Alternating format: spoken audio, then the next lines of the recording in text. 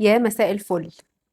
لو بتستقلوا بالحضن والحنية والطبطبة واللعب مع ولادكم، تعال أقول لكم على دراسة مهمة جدا اتعملت على دارين أيتام. دار المسؤولة عنهم بتحب تلعب معاهم، حنينة عليهم، بتحب تطبطب في جو من المرح. والدار التانية ست ملتزمة جدا وبتقوم واجباتها برضو زي الأولانية، ولكن بنوع من الحزم الشديد، بعيدا عن جو بقى اللعب والمرح والطبطبة والحنية والجو ده. وجدوا العلماء بعد فترة من الدراسة على الولاد في الدارين إن الدار الأولانية اللي فيها جو من الحب واللعب والمرح والحنية والطبطبة والتفاهم، إنه الولاد كبروا بمعدل أكبر، نموا بمعدل أكبر يعني في الطول من الدار التانية. وحصل بقى شيفتنج غريب جدا، ان دي اتنقلت من الدار الاولانيه للدار التانيه بشكل غير مقصود، ولكن يعني لظروف ما.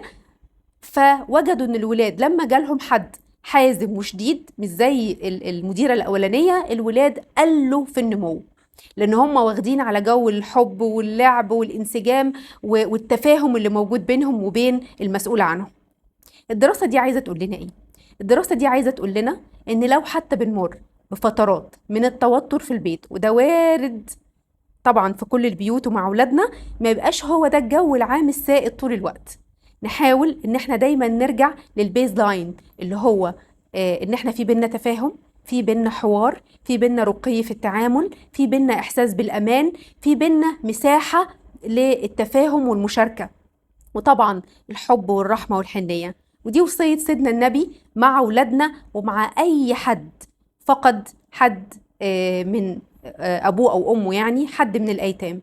فلو عندك فرصة النهاردة إن أنت تطبطب على يتيم، ليك ثواب كبير جدا، أو ليكي ثواب كبير جدا، وكمان صحبة النبي في الجنة، وده وعده لينا. فعلينا بالحب والحنية، وما تستقلوش أبدا بالكلمة الطيبة مع أولادنا، وبالتفاهم وبالجو الهادي، لأنه زي ما بيفرق في صحتهم النفسية بيفرق كمان في نموهم. لدرجة إن العلماء وجدوا إن الأولاد اللي بيتعرضوا لفترات كبيرة وشديدة من الضغط النفسي بيصابوا بحاجة اسمها قزامة النمو، أو قزامة الكرب النفسي، اللي هي توقف النمو أو قصر القامة نتيجة التوتر الشديد لفترات كبيرة. فخدوا بالكم من صحة ولادكم النفسية اللي هتأثر بالتالي على صحتهم الجسدية.